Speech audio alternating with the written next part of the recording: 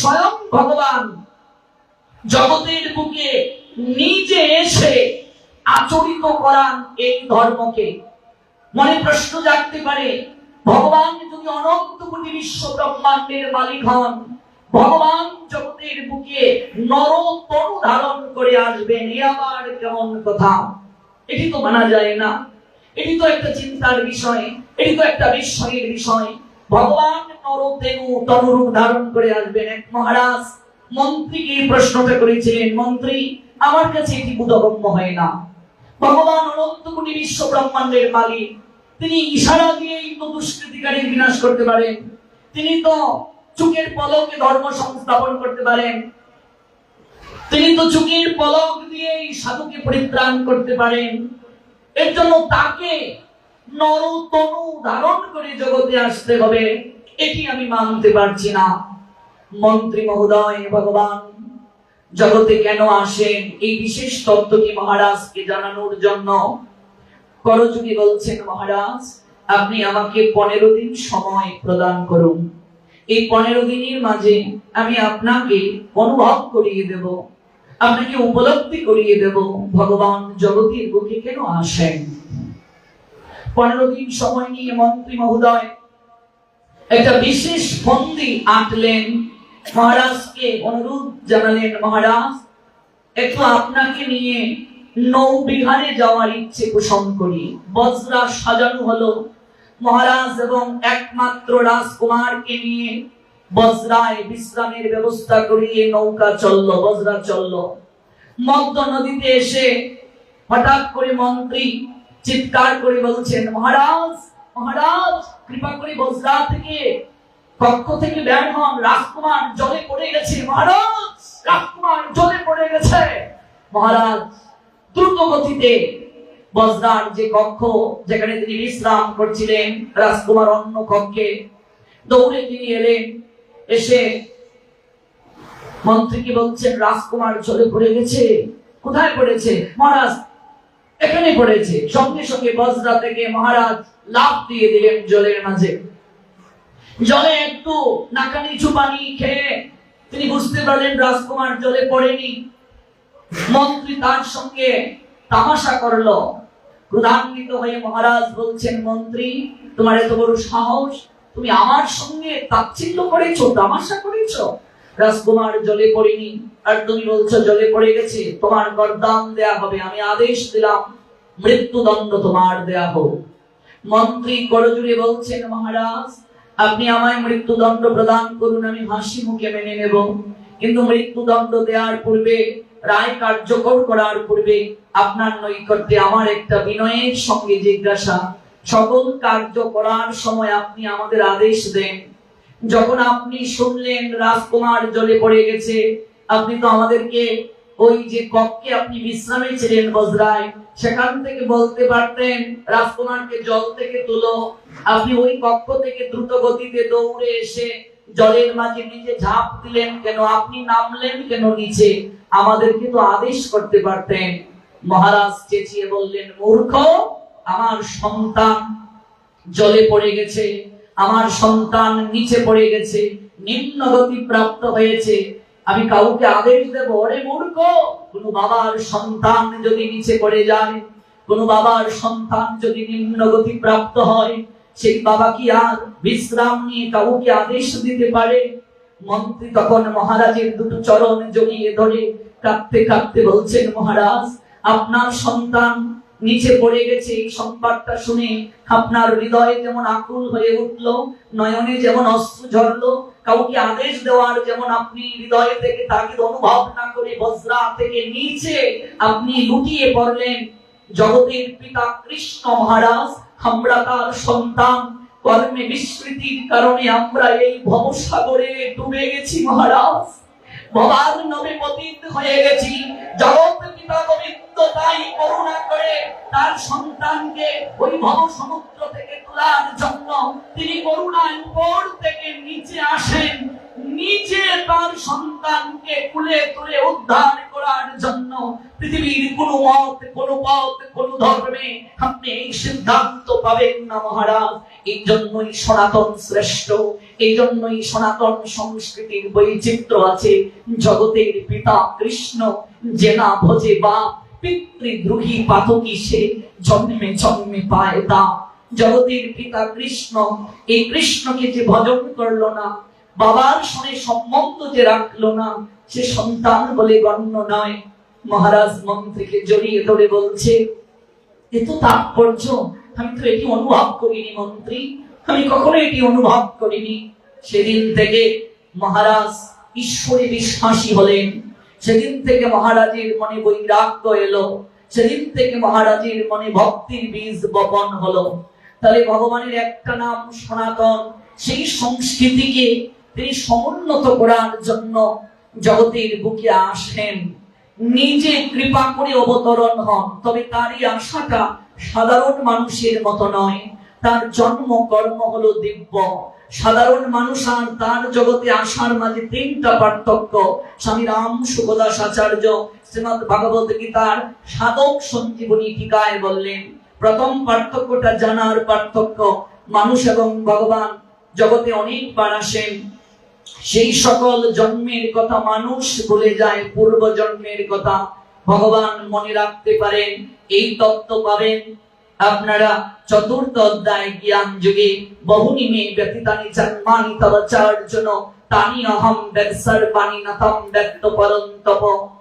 গোবিন্দ বলছেন, অর্জুন তোমার আমার বহুবার জন্ম হয়েছে, কিন্তু তুমি সকল কথা ভুলে গেছো, আমি কিন্তু ভুলি নাই। প্রথম পার্থক্য জানার পার্থক্য। দ্বিতীয় পার্থক্য জন্মের পার্থক্য। মানুষের জন্ম হয় পিতামাতার মিলনে, কিন্তু ভগবানের পিতামাতার মিলনে জন্ম নয়, ভগবান আবির্ভূত হন। ভগবানের জন্মটা দিব্য জন্ম, পিতামাতার মিলনে নয়, রজবীর্যে নয়।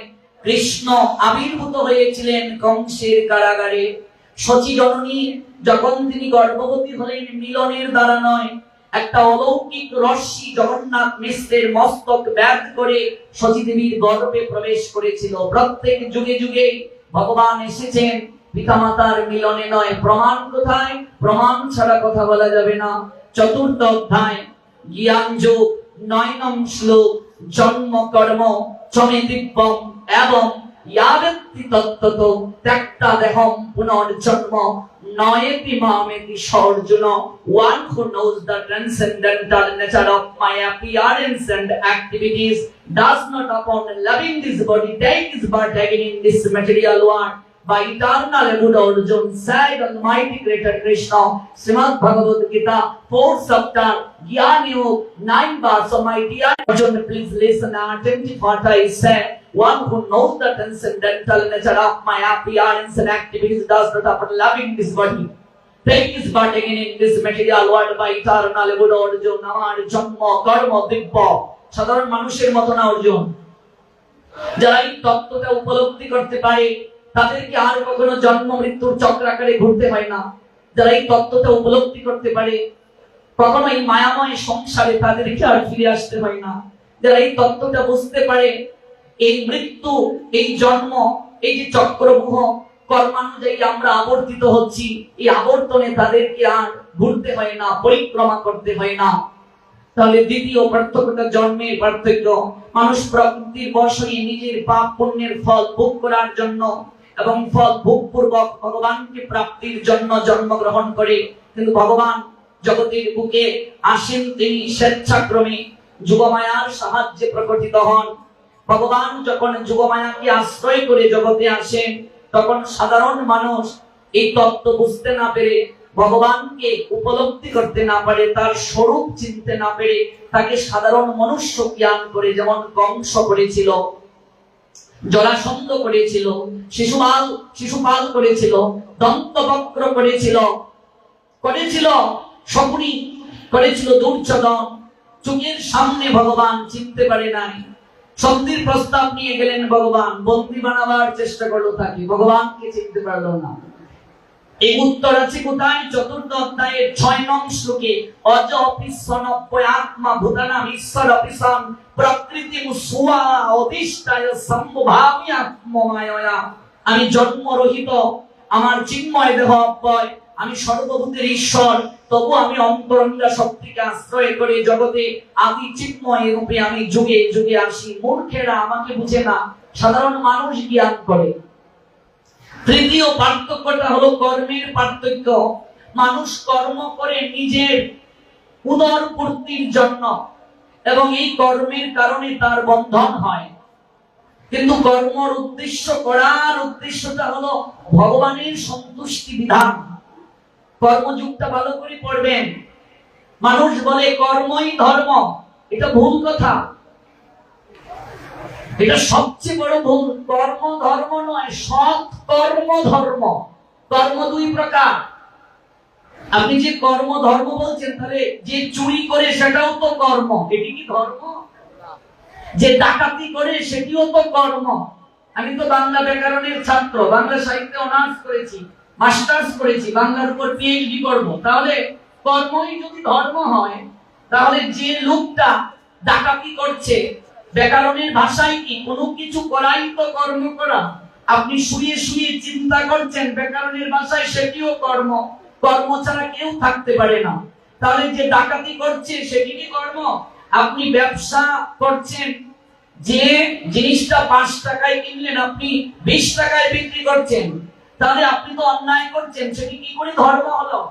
আপনি যে কোনো একটা দপ্তরের দায়িত্ব আছেন, কলমের খুঁচায় আপনি অনেক টাকা ঘুষ চাইলেন।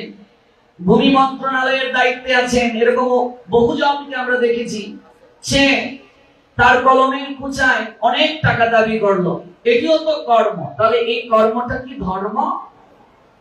কর্ম ধর্ম নয়, সৎ কর্ম ধর্ম।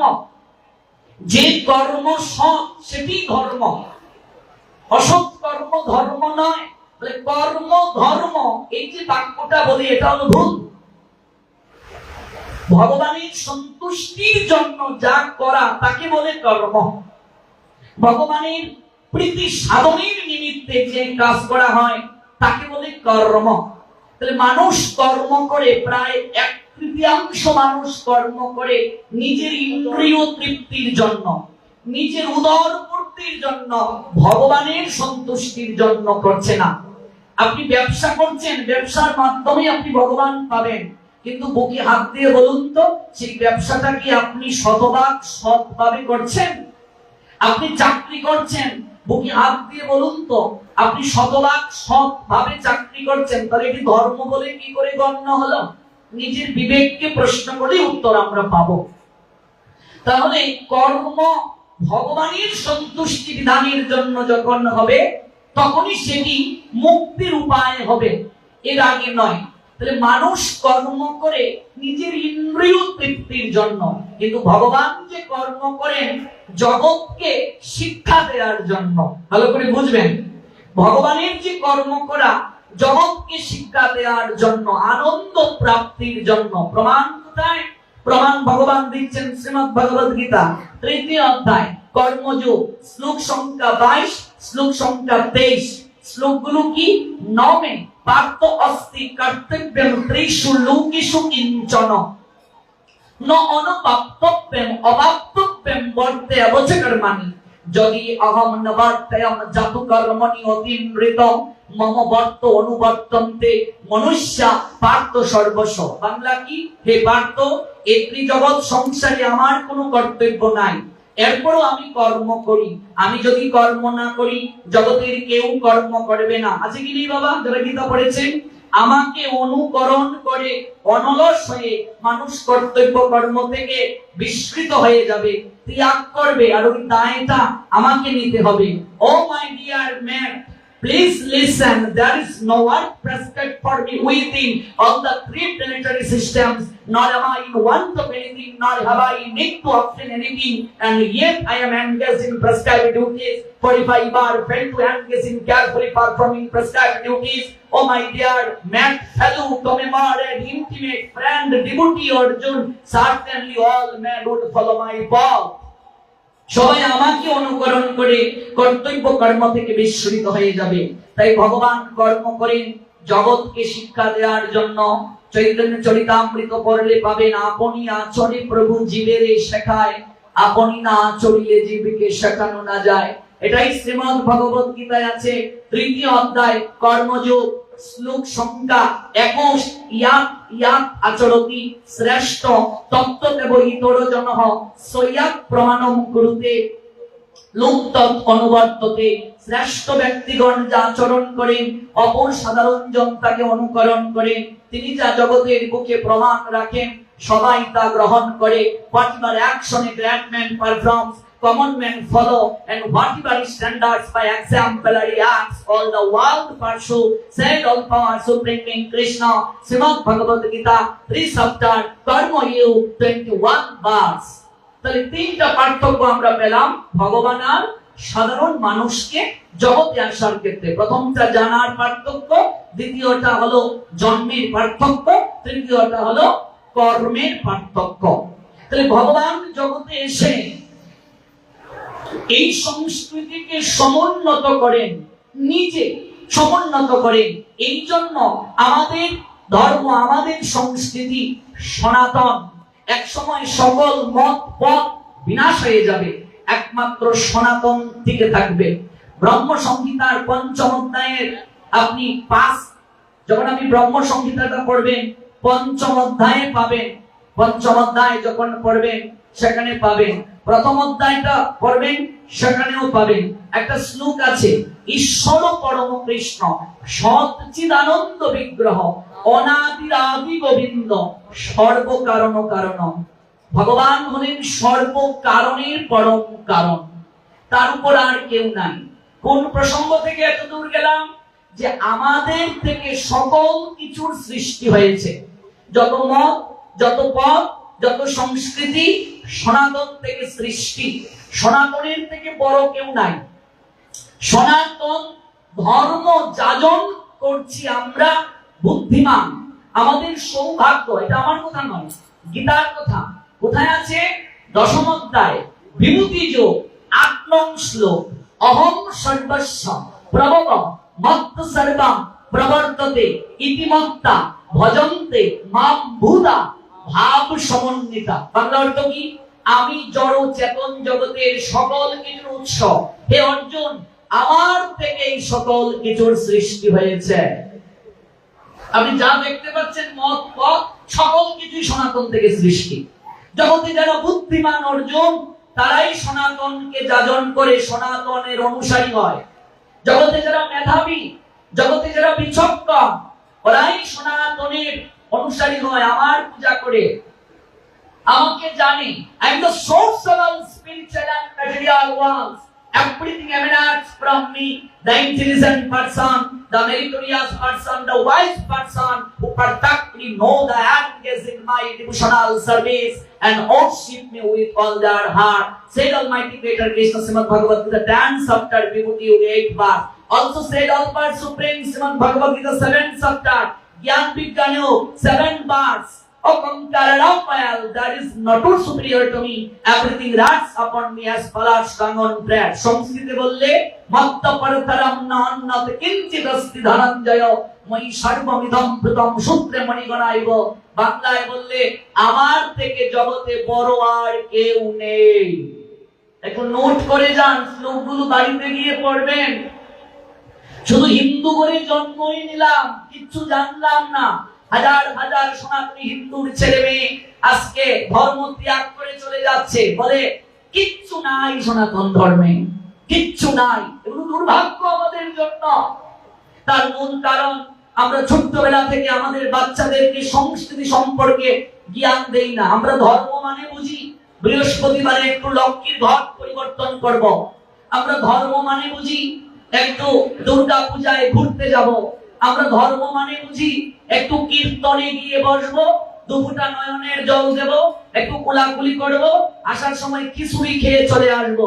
কি রে শিবানন্দের মা, কেমন হইল? কইস না খিচুড়ি একটু লবণটা কম হইছে রে। আমি যে বন্ধ হইছিলাম খিচুড়িটা একটু ফুরিয়ে গেছে গেল। আমরা আমাদের ধর্মকে খিচুড়ি খাওয়া ধর্ম বানিয়ে ফেলছি। খিচুড়ি খাওয়া ধর্ম, খিচুড়ি দিলে লোক আছে, নইলে লোক নেই। খিচুড়ি খাওয়া ধর্ম। অথচ আমরা আমাদের সংস্কৃতিকে একটু জানার চেষ্টা করছি না, বোঝার চেষ্টা করছি না, উপলব্ধি করার চেষ্টা করছি না। যখন ভগবান কৃষ্ণের জন্মাষ্টমী হয়, জন্মাষ্টমীতে হাজার হাজার লোক ওরা বের হয়। কেন বের হয়? মঙ্গল শোভাযাত্রায় বের হয়। সেখানে আমরা বলতে শুনি ইদানিং আমাদের মাঝে একটা প্রবণতা কাজ করছে। সেই প্রবণতাটা হলো, দেখবেন জন্মাষ্টমীতে, কৃষ্ণের জন্মাষ্টমীতে সেখানে মিছিল দেওয়া হয়, শুভ শুভ শুভ দিন, শ্রীকৃষ্ণের জন্মদিন।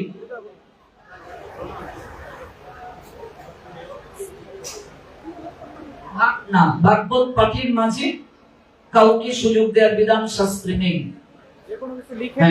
হ্যাঁ, মেয়র প্রার্থীকে আমরা উলুধ্বনির মাধ্যমে সম্মান প্রদর্শন করছি। গৌর প্রেমানন্দে। আমাদের ভাগবতের নিয়ম হলো, ভাগবত যখন হরিধ্বনির মাধ্যমে শুরু হবে, হরিধ্বনির মাধ্যমে শেষ করা পূর্ব পর্যন্ত সেই ভাগবত কখনো বিশ্রাম করা যাবে না। ওনাকে যদি কথা বলতে হয় অপেক্ষা করতে হবে, পাঠ অন্তে কথা বলতে হবে। এবং কারো কোনো প্রশ্ন থাকলে কাগজের মাধ্যমে লিখে দিতে হবে, নিয়ম আছে। যেমন আজকাল আমরা বহু জায়গায় দেখতে পাই কীর্তনের মাঝে কীর্তন বন্ধ করে কাউকে কথা বলার জন্য দেয়া হয়, অথচ লেখা আছে দেখুন 16 প্রহর ব্যাপী। প্রহর মানে বুঝি এই 16 প্রহরের মাঝে 1 সেকেন্ডও যদি কীর্তন বন্ধ হয় যজ্ঞ সম্পূর্ণ হবে না। নিয়ম আছে। আমি জানি না অন্যান্য আলোচকদের ক্ষেত্রে কেমন, কিন্তু আমি শাস্ত্রের বাক্যকে A to Z পালন করার চেষ্টা করি। কাজে মেয়র যিনি প্রার্থী, ওনাকে আমরা সম্মান জানাচ্ছি। উনিও কৃপা করে বসুন, পাঠ অন্তে উনি কথা বলবেন, ওনার হৃদয়ের অভিব্যক্তি শুভেচ্ছা বিনিময় করবেন। এই বিষয়গুলো আমাদের জানতে হবে, বুঝতে হবে, উপলব্ধি করতে হবে। আমরা দেখেছি মানিকগঞ্জে কীর্তন বন্ধ করে মমতাজের হাতে মাইক তুলে দিয়ে গান গাওয়ানো হয়েছে, কীর্তন বন্ধ করে। এর জন্য কে দায়ী? আমরা যারা ধর্ম প্রচার করি আমরা দায়ী। আমরা ভালোভাবে এগুলো প্রচার করি না, আর দায়ী হচ্ছে কমিটি বৃন্দ। তারাও ধর্ম সম্পর্কে জানেন না, বুঝেন না, জ্ঞান নেই, উপলব্ধি নেই। যে প্রসঙ্গে আমরা এত দূর গেলাম বা যে প্রসঙ্গে আমরা কথাগুলো শ্রবণ করছি, তাই একবার উপলব্ধি করে দেখুন, একবার জানার চেষ্টা করুন, একবার উপলব্ধি করে নিজের হৃদয়ে আনয়ন করার কথাগুলো চেষ্টা করুন। সেই কথাগুলো কি? একটু নিজের সংস্কৃতি সম্পর্কে ধারণ করতে হবে, একটু নিজের সংস্কৃতি সম্পর্কে উপলব্ধি করতে হবে। আরেকটা কথা বলে যাই, যেমন এটি, যেমন আমরা লিফলেটে আমরা দেখেছি, এটি হলো শ্রীমদ্ ভাগবত পাঠ। কি লেখা আছে? ভাগবত পাঠ। তো ভাগবত পাঠ যখন হবে তখন কোন সুপায় বসে ভাগবত পাঠ হয় না। ভাগবত পাঠ যখন হবে ভাগবতের আরতি করতে হবে। ভাগবত স্বয়ং ভগবান, যিনি অসমর্থ, নিচে বসতে পারেন না, তিনি ভাগবতের কাছে ক্ষমা চেয়ে সুপায় বসতে পারেন, সেটা আলাদা কথা। কিন্তু আলোচনা সভা আর ভাগবত পাঠের মাঝে আলাদা পার্থক্য আছে। যখন আপনি ভাগবত পাঠ শব্দটা লিখবেন, তখন হরিধ্বনি দিয়ে যখন ভাগবত শুরু হলো, মন্ত্র উচ্চারণ করার আগে পাঠ যদি বন্ধ রেখে অন্য কোনো কার্য করা হয়, তাহলে যজ্ঞ অসম্পূর্ণ হয়ে যাবে। গৌর প্রেমানন্দে। ভাগবত পাঠ শব্দটা কিন্তু পাঠ। What means word পাঠ? পাঠ মানে পঠন করা। ইয়াত্রা গীতা বিচারাশ্চ পঠনম পঠনম তথা মুদতে তাত্র ভগবান শ্রীকৃষ্ণ শ্রীরাধয়াস। আজকাল প্রচলন হয়ে গেছে সুপায় বসে পাঠ, প্রচলন হয়ে গেছে সব জায়গায় সুপায় বসে পাঠ। অথচ পাঠ লিখলাম ভাগবত পাঠ। যখন ভাগবত আলোচনা হবে, ধর্মীয় আলোচনা হবে, তখন মঞ্চ হবে। কিন্তু আলোচনা মঞ্চ হয়, পাঠে মঞ্চ হয় না। পাঠে বেশ আসন, বেশ আসন সাধারণ ভক্ত থেকে 2.5 হাত উচ্চতা হতে হবে। বেশ আসনে কে বসলেন? সুখদেব গোস্বামী পা। নামটা কার নামে? ব্যাসদেবের নামে। ব্যাসদেবের নামে বেশাসন। ব্যাসদেব বসেন নাই, বসলেন কে? সুখদেব গোস্বামী পা। তো নামটা বেশাসন কেন? বসলেন সুখদেব, নাম তো সুখাসন হওয়ার কথা, নামটা বেশাসন কেন হলো? তার কারণ হলো সুখদেব গোস্বামী পা এই আসনে বসে তিনি ব্যাসদেবের কথাটাই বললেন, নিজের কথা বললেন না। এই আসনে যিনি বসবেন তিনি ভাগবতের কথার বাহিরে অন্য কোনো কথা বলবেন না। কোনো উদাহরণ দিতে গিয়ে যে কোনো একটা গল্পের অবতারণা করতে পারেন, কিন্তু এটা ভাগবতের সঙ্গে সামঞ্জস্য থাকতে হবে। ভাগবতের আসন সম লেভেলে হবে না, শ্রোতাদের সম লেভেলে ভাগবতের আসন হবে না, মানে বেশাসন, কিংবা মন্দিরের বিগ্রহ থেকে উচ্চতা হবে না, শ্রোতাদের সম লেভেলে হবে না। ভাগবতের আসনটা হবে সাধারণ শ্রোতা থেকে 2.5 হাত কমপক্ষে উপরে। যখন পরীক্ষিত মহারাজ জানলেন, এগুলো জানতে হবে, কিন্তু জানার জন্য বলছি, এগুলো জানতে হবে আমাদের। যখন পরীক্ষিত মহারাজ জানলেন তার জীবন প্রতিবার মাত্র 7 দিন জ্বলবে, তখন তিনি জন্মেজয়কে, তার পুত্রকে সকল কিছু সমর্পণ করে রাজ মুকুটটা তার মস্তকে পরিয়ে দিয়ে গঙ্গার তীরে হাজার হাজার ঋষি মুনিদেরকে প্রণতি নিবেদন করে বলেছিলেন, আমার আর জীবন প্রতি 7 দিন জ্বলবে, আমার কর্তব্য কি, আপনারা কৃপা করে আমাকে 7 দিনের মাঝে ভগবান কেমন করে দর্শন করতে হয় সেই সিদ্ধান্ত প্রদান করুন। কেউ বলছে আপনি যজ্ঞ করুন, কেউ বলছে আপনি ধ্যান করুন, কেউ বলছে আপনি সাধু সেবা করুন। এক একজন এক এক সিদ্ধান্ত দিলেন। সব সিদ্ধান্ত গ্রহণ করে পরীক্ষিত মহারাজ বলেছিলেন, হে মহাত্মাগণ, আপনাদের সকল কথা আমি মাথা পেতে নিলাম, কিন্তু আমার বিনয়ের সঙ্গে জিজ্ঞাসা, এই 7 দিনের মাঝে কি আমার ভগবান দর্শন হবে? সবাই নীরব রইলেন, কেউ কথা বললেন না। এই নিশ্চয়তা আমরা দিতে পারবো না। ঠিক তখনই নবযৌবনে পদার্পণরত শুকদেব গোস্বামী, বয়স মাত্র 16, দিগম্বর, বস্ত্র নাই শরীরে। বস্ত্রের প্রয়োজন কখন? যখন শরীরের প্রতি মায়া থাকে, যখন অঙ্গ প্রত্যঙ্গে কাম থাকে, তখন লজ্জা হয়, বস্ত্রের প্রয়োজন হয়। কুম্ভ মেলায় দেখবে হাজার হাজার সাধক যারা দিগম্বর, পরনে বস্ত্র নাই। কারণ কি? তারা মায়ার ঊর্ধ্বে, ওরা মায়া বুঝে না, কাম বুঝে না, শরীরের যাতনা ওদের নেই, ওরা ঊর্ধ্বে উঠে গেছে।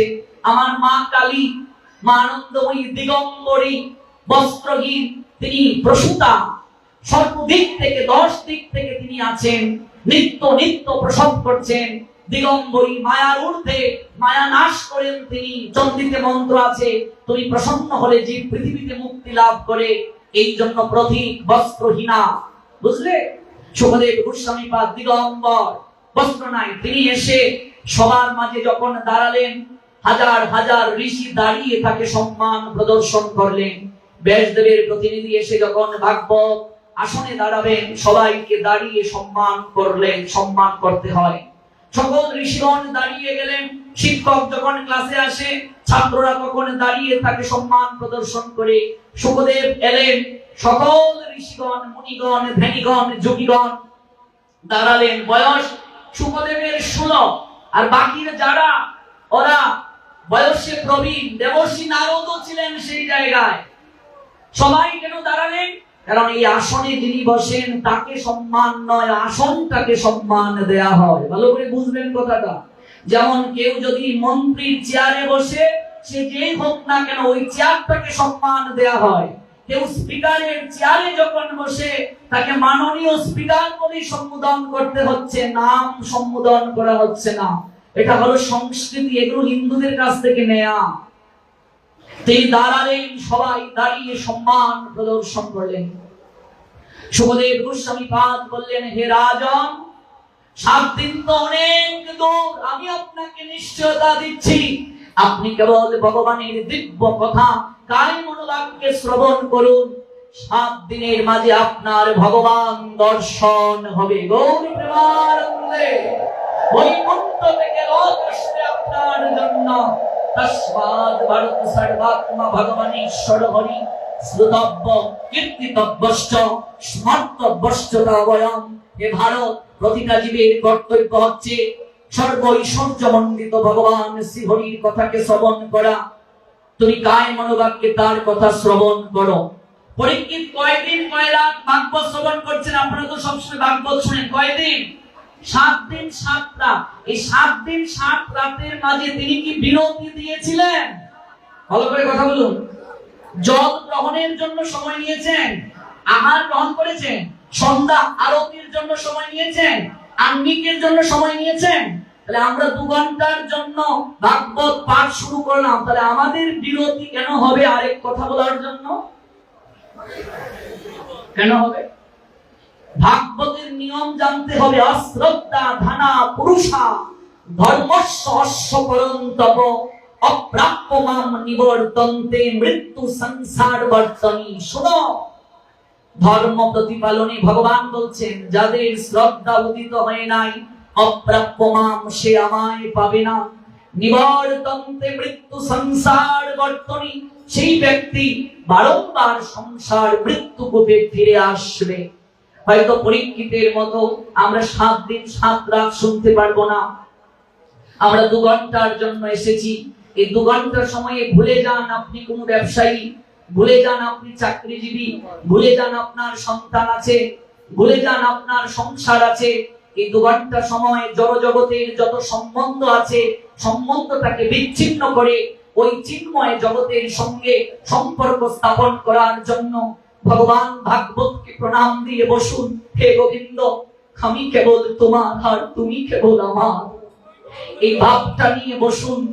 যখন আপনি কায় মনোবাক্যে লীলা শ্রবণ করবেন, দেখবেন শ্রবণ করতে করতে কখন যে আপনার চোখ দিয়ে ঝরঝর করে অশ্রু ঝরতে শুরু করছে, আপনার হৃদয়টা মার্জন হয়ে যাচ্ছে। কোন ভাগ্যবান, এমন অনেক ভাগ্যবতী আছে, লীলা শুনতে শুনতে এই ভাগবতের আসরে তারা ভগবান দর্শন করে ফেলে। এই হলো নিয়ম।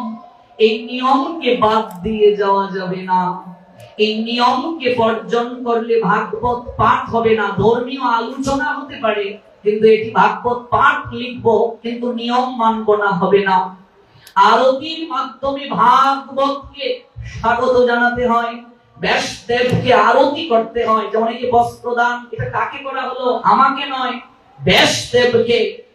এটা ব্যাসদেবকে বস্ত্রদান, ব্যাসদেবের আরতি, ভাগবতের আরতি। যেমন এই যে আমি এখানে বসে আগে আসনটাকে পুজো করেছি কিনা লক্ষ্য করেছেন তো?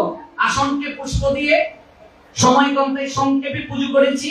আগে আসনকে পুজো করতে হবে, তারপর আসনে ব্যাসদেবকে আবাহনী মুদ্রার মাধ্যমে এনে আমন্ত্রণ করে বসাতে হবে, তারপর আরতি হবে, আরতির মাধ্যমে হরিধ্বনি করে ভাগবত শুরু হবে। গৌর প্রেমানন্দে। আশা করি আমি বুঝাতে পেরেছি।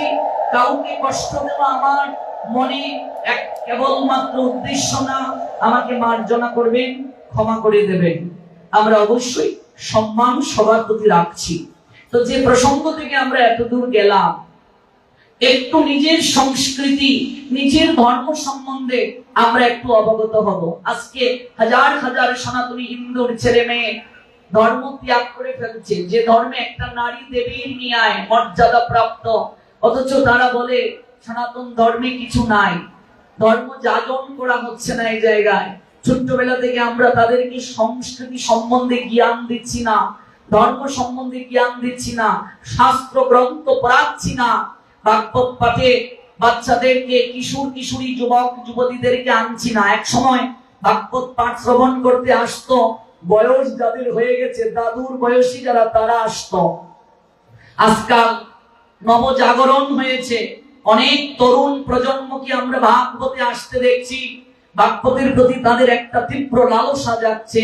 যত বেশি ভাগবত সমাজের বুকে হবে, মানুষের মাঝে তত পরিবর্তন হবে। একটু গ্রন্থ আদি পড়লেই আমরা এই বিষয়গুলো জানতে পারবো।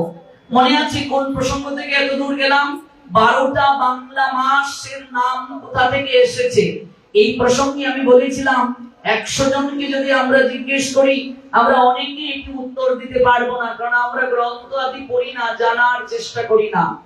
আমি বলেছিলাম এই বৈশাখ মাসে এই কীর্তন যারা শুরু করেছেন তারা সর্বশ্রেষ্ঠ বুদ্ধিমান, ওরা শাস্ত্র সম্বন্ধে নিপুণ। কেন?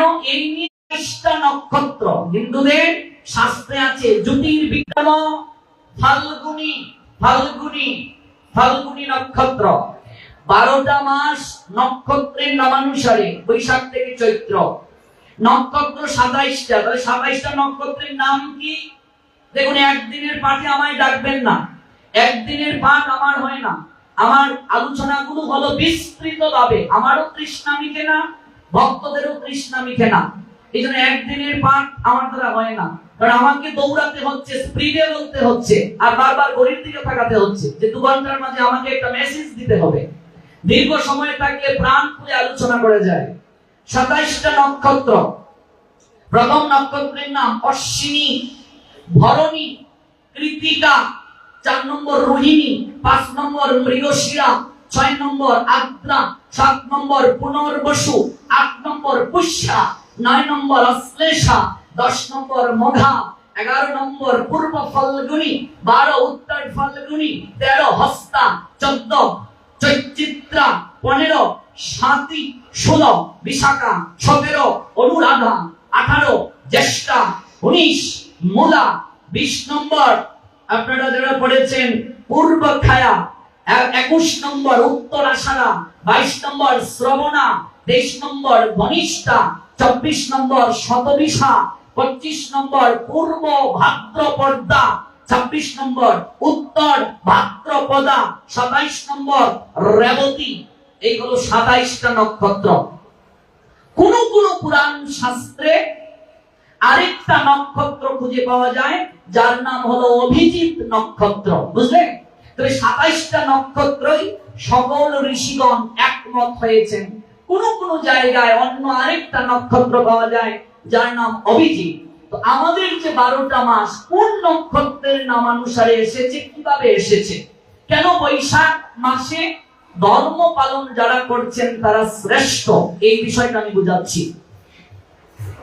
বৈশাখ বিশাখা নক্ষত্র থেকে এসেছে। ওমা বৈশাখ কোন নক্ষত্র থেকে? বিশাখা নক্ষত্র থেকে। জ্যৈষ্ঠ জ্যেষ্ঠা নক্ষত্র থেকে। আষাঢ় আষাঢ়া নক্ষত্রের নামানুসারে। শ্রাবণ শ্রবণা নক্ষত্রের নামানুসারে। ভাদ্র ভাদ্রপদা নক্ষত্রের নামানুসারে। আশ্বিন অশ্বিনী নক্ষত্রের নামানুসারে। কার্তিক কৃত্তিকা নক্ষত্রের নামানুসারে। অগ্রহায়ণ আগ্রহায়ণী নক্ষত্রের নামানুসারে। পৌষ পুষ্যা নক্ষত্রের নামানুসারে। মাঘ মঘা নক্ষত্রের নামানুসারে। ফাল্গুন ফাল্গুনী নক্ষত্রের নামানুসারে। চৈত্র চিত্রা নক্ষত্রের নামানুসারে। বুঝলেন? এই 12টা নক্ষত্রের নামানুসারে বৈশাখ জ্যৈষ্ঠ আষাঢ় শ্রাবণ ভাদ্র আশ্বিন কার্তিক অগ্রহায়ণ পৌষ মাঘ ফাল্গুন চৈত্র। গীতায় আছে মাসের মাঝে ভগবান হলেন অগ্রহায়ণ। মাসের মাঝে কি? অগ্রহায়ণ। মাসের মাঝে অগ্রহায়ণ। পশুর মাঝে ভগবান কি? সিংহ। কিন্তু সিংহর শরীরের কোন অংশ কি ভগবান ধারণ করেন না ময়ূরের কোন অংশ ধারণ করেন? যদিও অগ্রহায়ণ শ্রেষ্ঠ, কিন্তু মনে রাখবে অগ্রহায়ণ মাসের মাঝে শ্রেষ্ঠ হলেও ভগবানের প্রিয় হলো 3 মাস। 3টা মাস ভগবানের অতীব প্রিয়। 3টা মাস ভগবানের অতীব প্রিয়। 12 মাসেই ভজন করার কথা শাস্ত্রে আছে, কিন্তু 3টা মাসকে সর্বশ্রেষ্ঠ বলা হয়েছে ভজনের জন্য। 3টা মাস কি কি? 3টা মাস হলো বৈশাখ কার্তিক মাঘ। এই 3 মাস হলো ভজনের জন্য সর্বশ্রেষ্ঠ। যারা কোনদিন ভজন সাধন করে না ওরাও যেন ভগবানের কৃপা থেকে বঞ্চিত না হয়, এই জন্য ভগবান ডিসকাউন্ট দিয়েছেন এই 3টা মাসের ক্ষেত্রে। যেমন কোন সন্তান তার পিতার আইন মানে না, পিতার কথা মানে না, এরপরও সেই সন্তানের প্রতি পিতার টান আছে কি নেই? স্নেহ আছে কি নেই? ভেতরে ভালোবাসা আছে কি নেই? আমরা ভগবানের সন্তান। যারা ভগবানের সন্তান হয়েও পরম পিতা ভগবানের আইন মানে না, ওদের প্রতিও ভগবানের বিশেষ টান আছে। ওরাও যেন এই কৃপা থেকে বঞ্চিত না হয়, এই জন্য ভগবান 3টা মাসে বিশেষ ডিসকাউন্ট দিয়েছেন এই জগৎ জীবকে। কি ডিসকাউন্ট? কার্তিকে মাসি ইয়াদ কিঞ্চি তুলা সংস্থে দিবা করে স্নান দানাদিকং রাজংস্ত পরার্ধ গুণং ভবে তস্মাৎ সহস্র গুণিতং মাঘে মকরগে রব ততুহপি শত সংখ্যাকং বৈশাখে মেষকে ভগে। যে শ্লোকটা দিয়ে পাঠ শুরু করেছিলাম, আপনি কার্তিক মাসে যে ধর্ম আচরণ করবেন আপনি শতগুণ বেশি কৃপা পাবেন অন্যান্য মাস থেকে। বুঝলে না? কার্তিকে যে ধর্ম পালন করবেন অন্যান্য মাস থেকে আপনি দ্বিপরার্ধ গুণ বেশি কৃপা পাবেন। দ্বিপরার্ধ মানে হলো 100 গুণ, 100 গুণ বেশি কৃপা পাবে। তারপর কি বলা হয়েছে? বলছে কার্তিক মাসি ইয়াত কিঞ্চি তুলা সংস্থে দিবাকরে। দিবাকর মানে সূর্য। সূর্য কার্তিক মাসে তুলা রাশিতে গমন করে। রাশি কয়টা? রাশি কয়টা গো? 12টা। 12 রাশির নাম কি? মেষ, বৃষ, মিথুন, কর্কট, সিংহ, কন্যা, তুলা, বৃশ্চিক, ধনু, মকর, কুম্ভ, মীন। এই হলো 12টা রাশি। এই 12 রাশির মাঝে কার্তিক মাসে সূর্য তুলা রাশিতে গমন করে। সূর্যের সঙ্গে মনুষ্য জীবনের একটা বিশেষ সম্বন্ধ রয়েছে। পৃথিবীতে যত শক্তি সঞ্চার হয় সূর্য থেকে। সূর্য না থাকলে প্রকৃতি স্থবির হয়ে যাবে, নিশ্চল হয়ে যাবে, বৃক্ষলতা গুল্ম বাঁচবে না, শাকসবজি উৎপাদিত হবে না, অন্ন দ্রব্যাদি উৎপাদিত হবে না। অন্ন উৎপাদিত না হলে, সবজি উৎপাদিত না হলে, মানুষ আহার করতে না পারলে বীর্য হবে না, রজ হবে না। রজ বীর্য না হলে সন্তান হবে না, মানে বংশ বিস্তার থেমে যাবে। সূর্য থেকে সকল শক্তি আসে। সূর্য হলো সকল শক্তির উৎস। বিজ্ঞান বলছে পাওয়ার হাউস। এনার্জিটা হলো পাওয়ার হাউস, সকল শক্তির উৎস, সোর্স অফ এনার্জি। সূর্য থেকে সকল শক্তি আসে। সূর্য তুলা রাশিতে গমন করে কার্তিকে। কার্তিকে আপনি যে ধর্ম আচরণ করবেন কৃপা পাবেন শতগুণ। তারপর বলা হয়েছে তস্মাৎ সহস্র গুণিতং মাঘে মকরগে রব। মাঘ মাসে যারা ভগবানের ধর্ম কার্য সম্পাদন করবে ওরা কার্তিক মাস থেকে সহস্র গুণ বেশি কৃপা পাবে। তাহলে কার্তিকে হলো 100 আর মাঘ মাসে ধর্ম পালন কার্তিক থেকে কত গুণ? সহস্র গুণ। তাহলে 100 গুণ সহস্র সমান 1 লক্ষ। মাঘ মাসে ধর্ম পালন লক্ষ গুণ বেশি কৃপা। এরপরে শাস্ত্র বলছেন মাঘ মাসে সূর্য কোন রাশিতে গমন করে? মাঘ মাসে সূর্য মকর রাশিতে গমন করে। এবার মকর কি সময় তাকে ব্যাখ্যা করতে পারতাম। ওই দোল পূর্ণিমায় মকর কেন দেয়া হয় এগুলো অনেক ব্যাখ্যা, আমি যাচ্ছি না, সময় নাই। তাহলে মকর রাশিতে যাচ্ছে সূর্য মাঘ মাসে। একটা সংক্রান্তি হয় প্রত্যেক মাসে। সং মানে সাজা, ক্রান্তি মানে গমনাগমন। সূর্য একটা রাশি থেকে আরেকটা রাশিতে গমন করাকে সংক্রান্তি বলে। বুঝলে না? প্রত্যেকের একটা রাশি আছে কি নেই? আছে। কেউ বিচার করেছে, কেউ করে না, কিন্তু রাশি তো আছে। সূর্যের সঙ্গে ওই রাশির সম্বন্ধ আছে। এই জন্য সংক্রান্তিতে সূর্যের একটা বিশেষ প্রভাব পড়ে মনুষ্য দেহের উপরে। সংক্রান্তিতে তাই শরীর সংযম রাখতে হয়। শারীরিক সম্পর্ক নিষিদ্ধ। সংক্রান্তিতে সহবাস স্বামী স্ত্রীর নিষিদ্ধ। সন্তান উৎপাদন নিষিদ্ধ। তাহলে সেই সন্তান অপূর্ণ হবে, মেধা হবে না, প্রজ্ঞা হবে না। সংক্রান্তিতে সহবাস করলে শরীরে রোগ ব্যাধি হবে, সূর্যের বিরাট বাজন হবে। আর যে রাশির সে থাকবে ওই রাশি তার উপর ক্ষিপ্ত হয়ে যাবে। অনেক ব্যাখ্যা আছে, যাচ্ছি না, সময় কম। তাহলে সূর্য মকর রাশিতে যাচ্ছে মাঘ মাসে, লক্ষ গুণ বেশি কৃপা। তারপর বৈশাখে কি? তবু হবি শত সংখ্যাক্তং। বৈশাখে মেষকে ভগে। বৈশাখ মাসে সূর্য মেষ রাশিতে গমন করে। এই যে সংক্রান্তি আমরা পালন করলাম না, চৈত্র সংক্রান্তি, সূর্য মেষ রাশিতে গেছে। এবার মেষ রাশিটা কি, কেন গেল ব্যাখ্যা তো আছে, ব্যাখ্যা আবার আসলে বলবো। মেষ রাশিতে গমন করলো সূর্য, ওই সংক্রান্তি হলো। মানে সাজা। আমরা মনে করি সংক্রান্তিতে একটু পিঠাপুলি খাবো আর বছরের প্রথম দিন একটু ভালো মন্দ না খেলে হয়। আমরা ছোটবেলা দেখেছি আমাদের অঞ্চলে যারা কোনোদিন মাংস খায় না, সামর্থ্য নাই, বৈশাখে 3 কেজি 4 কেজি মাংস নেবে। শত শত পশু বলি হয় বৈশাখে। ছাগল, পাঠা, খাসি এগুলো মারা হবে। মানে বৈশাখে একটু তেলে তুলে খেতে হবে, একটু কষিয়ে খেতে হবে। মানে এই যে সূর্যের যে একটা প্রভাব, এগুলো কেউ জানে না, বোঝে না, জ্যোতির্বিজ্ঞান ধারণা নাই আমাদের। এই জন্য মনে রাখবে, বছরের প্রথম দিনটা তার মাধ্যমে শুরু করলো, বছরের প্রথম দিনটা যারা প্রাণী হত্যার মাধ্যমে শুরু করলো, বছরের প্রথম দিনটা যারা পাপ কার্যের মাধ্যমে শুরু করলো, বছরের প্রথম দিনটা যারা সূর্যের বিরাট ভাজন দিয়ে শুরু করলো, কোনদিন তাদের 12টা মাস ভালো যাবে না, যাবে না, যাবে না। সূর্য পূর্ব দিকের অধিদেবতা।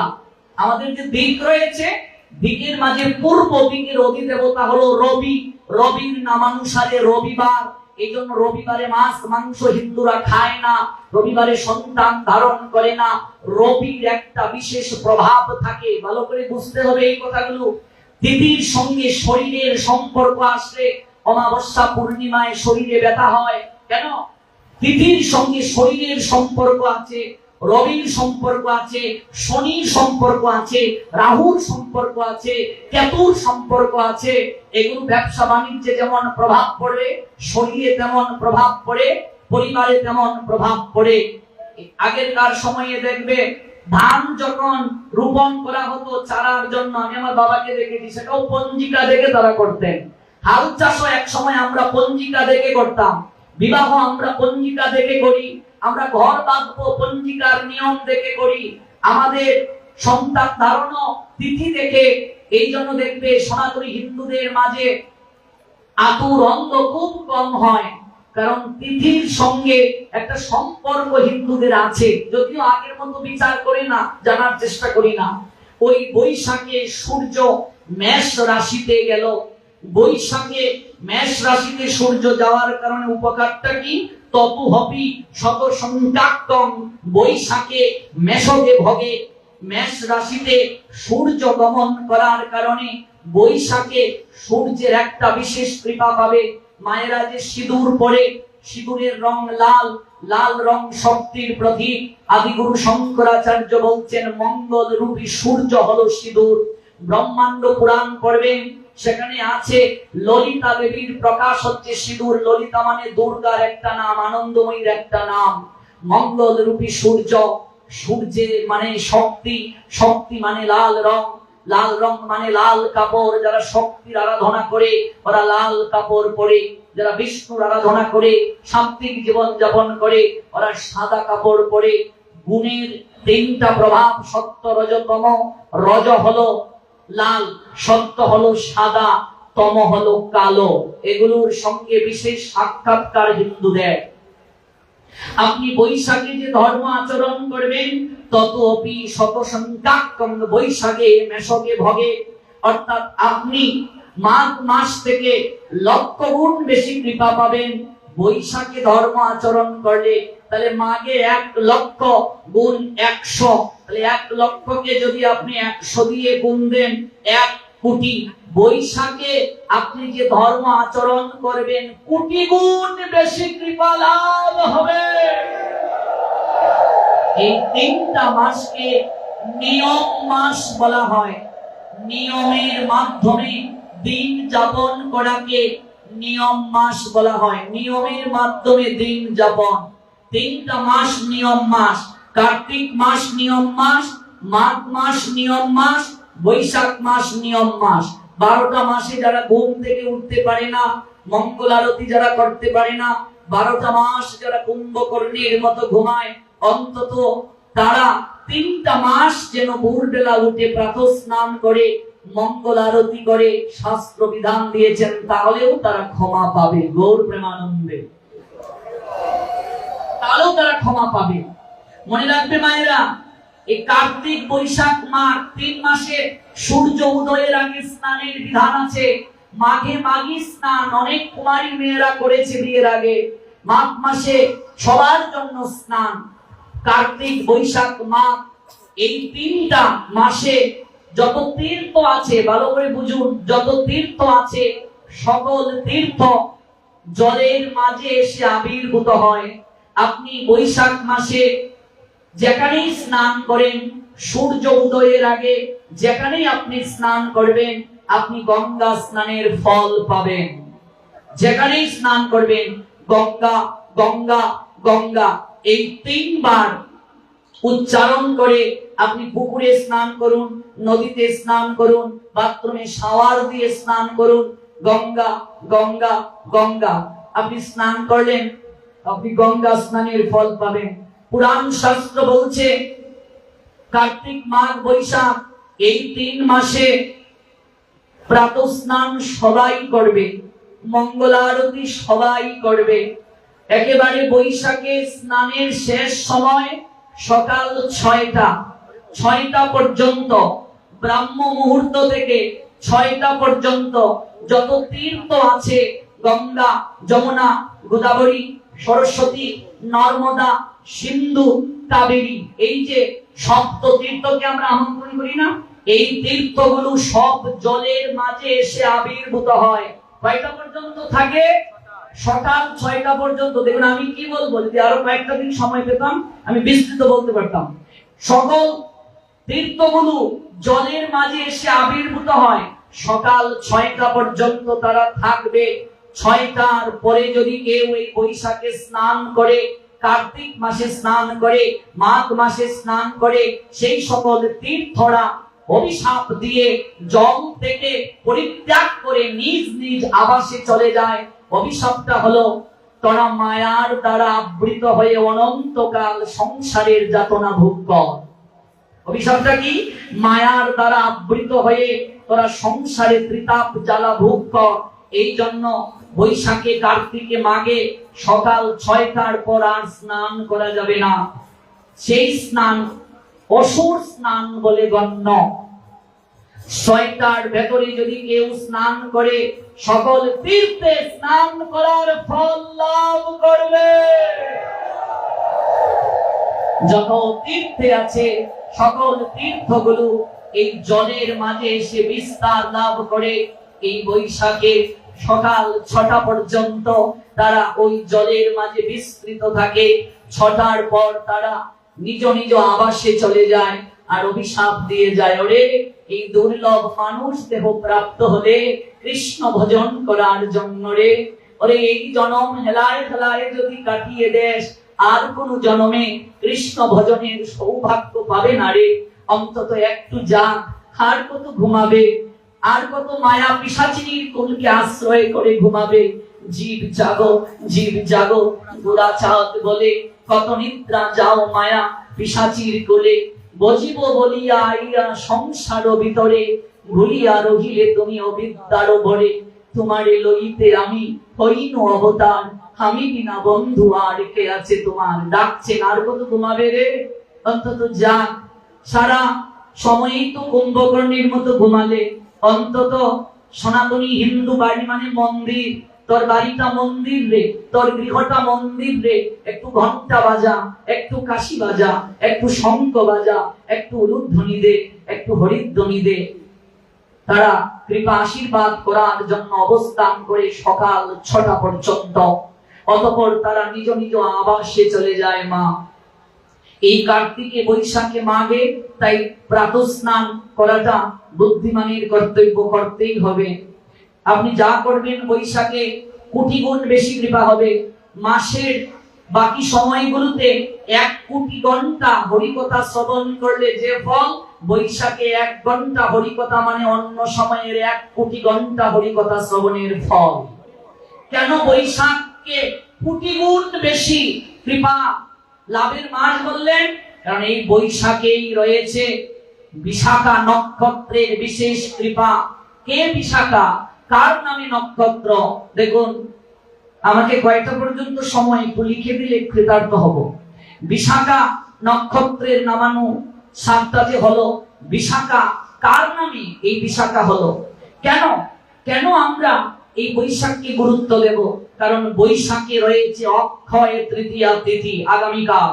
এই তিথিতে আপনি যা করবেন অক্ষয়, পাপ করলেও চির অক্ষয়, পুণ্য করলেও চির অক্ষয়। যেমন আগামীকাল আমরা মৌন ব্রত পালন করব, আমরা 24 ঘন্টা কোনো কথা বলবো না।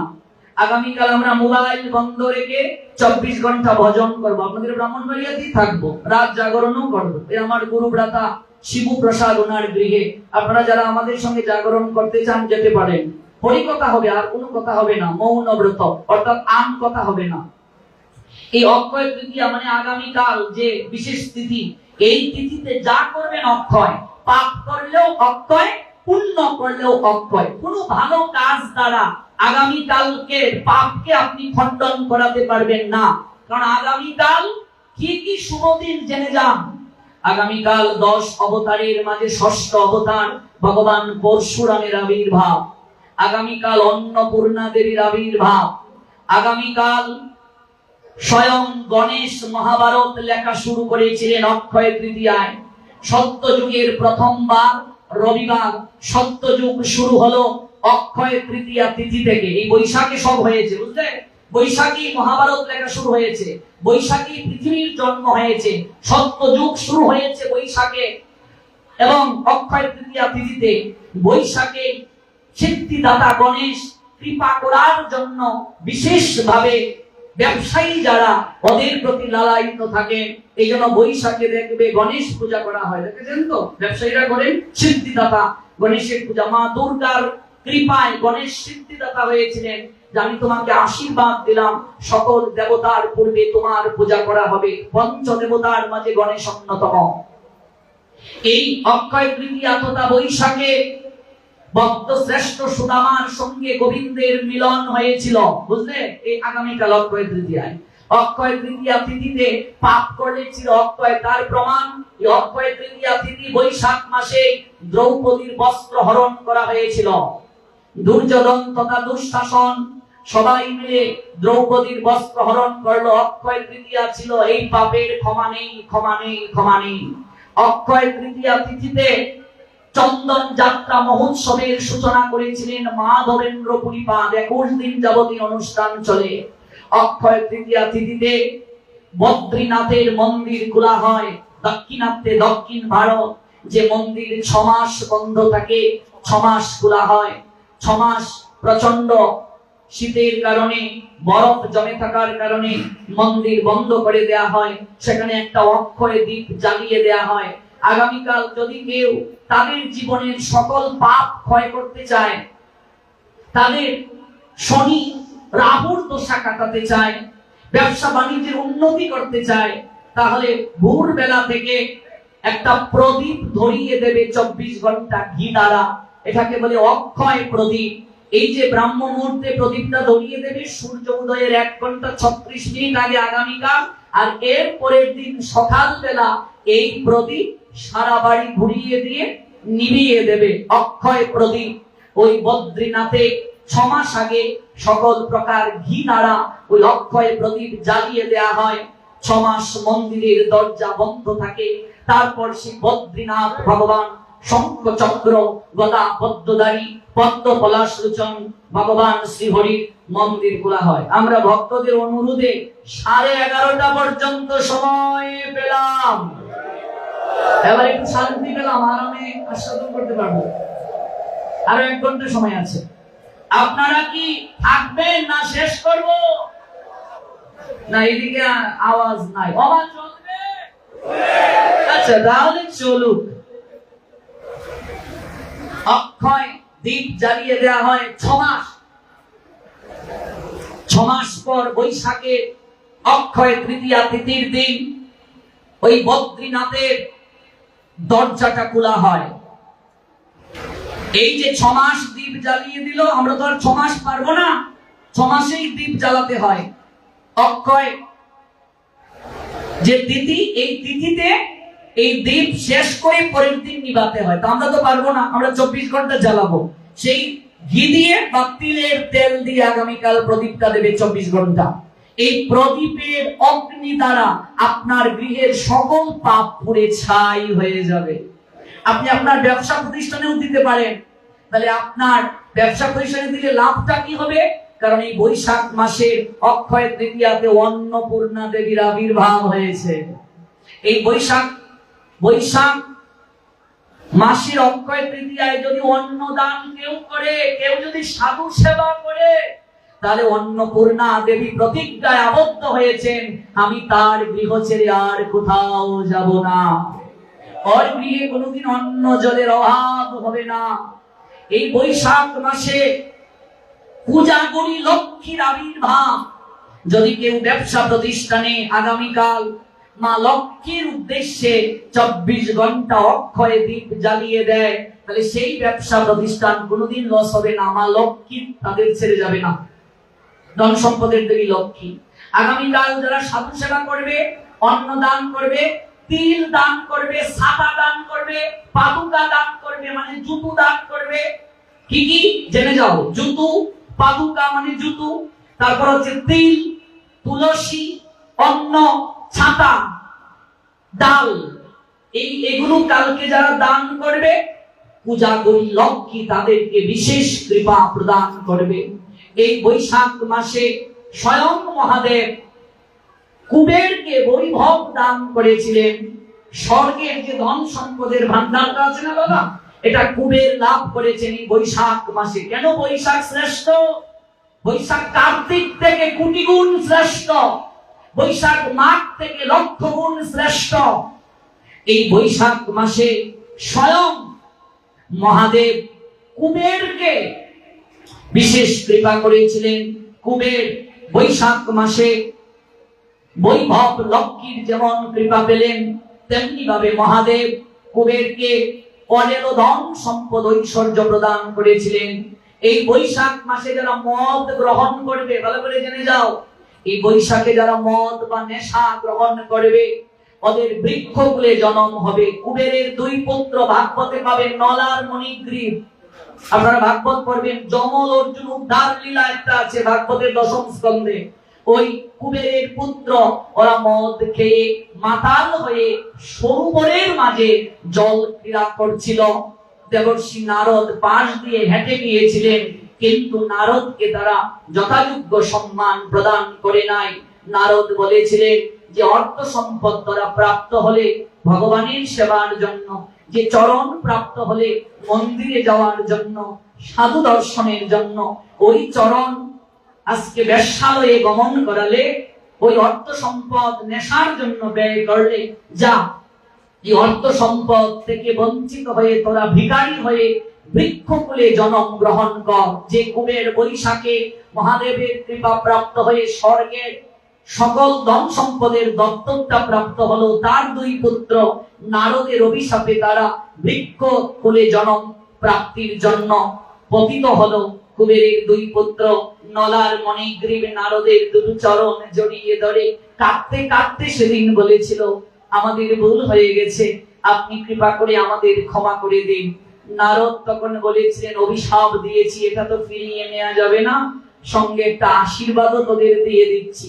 ওরে তোরা অর্জুন বৃক্ষ কুলে জন্ম নেবে, তোদের জন্মটা হবে আমার প্রভু শ্রী গোবিন্দ যে আঙ্গিনায় বাল্য লীলা করবেন, যশোদার আঙ্গিনায় তোরা অর্জুন বৃক্ষ কুলে যমজ বৃক্ষ হবে, আড়াআড়িভাবে জন্ম নেবে।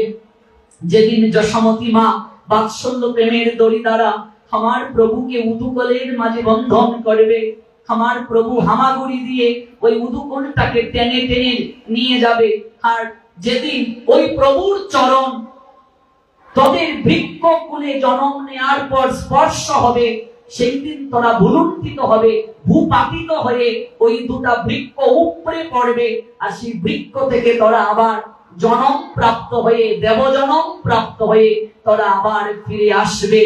ওই বৈশাখ মাসে যেমন বৈভব লক্ষ্মী এবং মহাদেবের কৃপা পেয়ে কুবের এই অহৈতুক ধন সম্পদ প্রাপ্ত হয়েছিল, তাদের পুত্রদ্বয় ওরা নারদের চরণে অপরাধ করে, অর্থের অপব্যবহার করে বৃক্ষকুলে জন্ম নিয়েছিল। বৈশাখের মহিমা জেনে যান, সহজে পাবেন না কোথাও, বহু গ্রন্থ না পড়লে এগুলো জানবেন না। এই বৈশাখ মাসে কেউ যদি অন্ন দান করে, আমরা জানলাম অন্নপূর্ণা দেবী তার গৃহে অবস্থান করেন, বৈভব লক্ষ্মী কৃপা করেন, অক্ষয় দীপ জ্বালিয়ে রাখলে ওই অগ্নি দ্বারা তার সকল পাপ রাশি পুড়ে ছাই হয়ে যাবে। এই বৈশাখ মাসে ভগীরথ মা গঙ্গাকে মর্তধামে নিয়ে এসেছিলেন। মা গঙ্গা মর্তধামে বৈশাখ মাসে এসেছেন, এই জন্য ভোরবেলা স্নান করে সে গঙ্গা স্নানের ফল লাভ করবে। এই বৈশাখ মাসে গৌর প্রেমান হরে কৃষ্ণ হরে কৃষ্ণ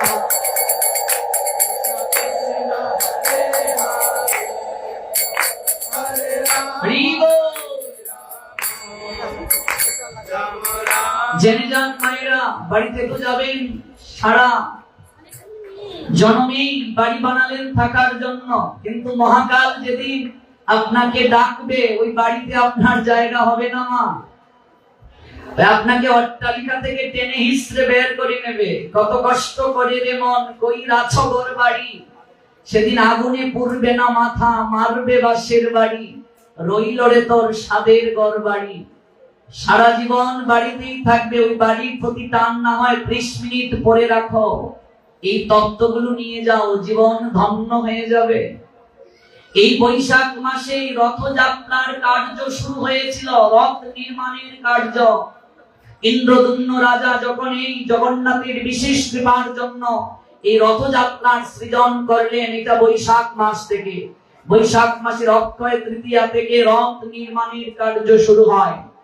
এই বৈশাখ মাসে শ্রীপাদ মাধবেন্দ্র পুরী বৃন্দাবন থেকে মলয়স চন্দন কয়েক মন বৃদ্ধ অবস্থায় মস্তকে ধারণ করে তিনি বৃন্দাবন থেকে স্বপ্নে আবিষ্ট হয়ে নীলাচলে গিয়েছিলেন। মাসপথে রেমুনায় কীরচূড়া গোপীনাথের অশেষ কৃপা পেলেন। ওই জায়গা থেকে তিনি চলে গেলেন কোথায়? এই রেমুনা থেকে চলে গেলেন পুরী ধামে। ওই পুরী থেকে যখন চন্দন নিয়ে আসবেন, বৃদ্ধ মাধবেন্দ্র পুরী রাজার ছেলে, আমাদের ওই সুনামগঞ্জ জেলায় জন্ম মাধবেন্দ্র পুরী, তাহিরপুর উপজেলা উত্তর বরদল ইউনিয়নের ব্রাহ্মণগাঁও, এই শ্রীহট্টের ছেলে, যার জন্য ভগবান ক্ষীর চুরি করলেন। রেমুনা বালেশ্বর জেলা উড়িষ্যা রাজ্য, ক্ষীরচূড়া গোপীনাথ। বৃন্দাবনে স্বয়ং ভগবান দুধের বাটি নিয়ে এসেছিলেন মাধবেন্দ্র পুরীর জন্য। মাধবেন্দ্র পুরী ভক্তির প্রথম অঙ্কুর উদ্গম। এই মাধবেন্দ্র পুরী কোনদিন পরিশ্রম করে অভ্যস্ত না, জমিদারের ছেলে, মনের মন সেই চন্দন। বৈশাখ মাসে কোথায়? নীলাচল পুরী। সেই জায়গা থেকে মাথায় করে 1 মিনিট যাচ্ছেন, হাঁপিয়ে উঠে আবার বিশ্রাম নিচ্ছেন। বৈশাখ মাসে ভগবান বৃন্দাবনেশ্বর গোবিন্দ আর স্থির থাকতে পারলেন না। তাকে দর্শন দিয়ে বললেন, ওরে এই খর রুদ্রের মাঝে, বৈশাখের রুদ্রের তাপ কত প্রচন্ড, এই খর রুদ্রের মাঝে তুই কত কষ্ট করে ওই চন্দন নিয়ে যাচ্ছিস আমার গায়ে লেপন করার জন্য রে। ওরে তোকে বৃন্দাবনে কষ্ট করে এই চন্দন আর নিয়ে যেতে হবে না। ওই রেমুনায় গিয়ে চন্দন পিষে গোপীনাথের গায়ে লাগাবে, তাহলে আমার শরীরের তাপ জোড়াবে। আর মাধবেন্দ্র পুরীকে বললেন, এই বৈশাখ মাসে যারা অক্ষয় তৃতীয়া থেকে 21 দিন ভগবানের গায়ের মাঝে চন্দন পিষে লাগাবে, তবে তাদের আর ভবের জ্বালা থাকবে না। ভবের জ্বালা দূর হয়ে, ভব জ্বালা দূর হয়ে শান্ত হয়ে যাবে জীবন, আর আসবে না। আমি 2-2.5 ঘন্টায় বৈশাখের মহিমা কি বলবো আপনাদের কাছে। এই বৈশাখে চন্দন যাত্রা মহোৎসব শুরু, এই বৈশাখে ভগবানের নৌবিহার শুরু, এই বৈশাখে ভগবান মধুসূদন রূপে আবির্ভূত হয়ে ভগবান কৃপা করেন। বৈশাখকে বলে মধু মাস, বুঝলি মা? মধু এবং কৈটব নামক অসুরকে বধ করার কারণে ভগবানের নাম মধুসূদন। এই সংসারটাকে অনেকে মধুচক্র ভাবে, খুব ভালো আছি, বেশ আছি, সুখ নাই এখানে, এরপরও মানুষ সুখের অন্বেষণ করে। ওই হৃদয় থেকে সংসারের আসক্তি কমিয়ে দেন ভগবান মধুসূদন রূপে। এই জন্য মধুকে সুদন করেন যিনি, তিনি হলেন মধুসূদন। বিপদ দূর করেন ভগবান মধুসূদন রূপে। তাই বিপদে মধুসূদনায় নমঃ, ভুজনে জনার্দনায় নমঃ, শয়নে পদ্মনাভায় নমঃ।